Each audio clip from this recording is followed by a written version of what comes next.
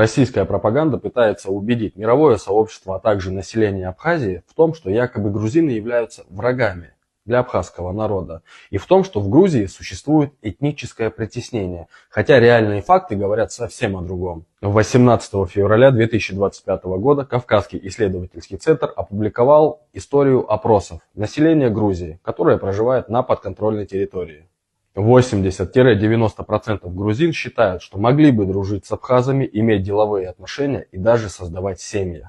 А 83% грузин считают, что грузины и абхазы могут и должны жить свободно в одном государстве. 74% считают, что абхазы являются такими же жертвами российской пропаганды, как и те грузины, которые были изгнаны из Абхазии.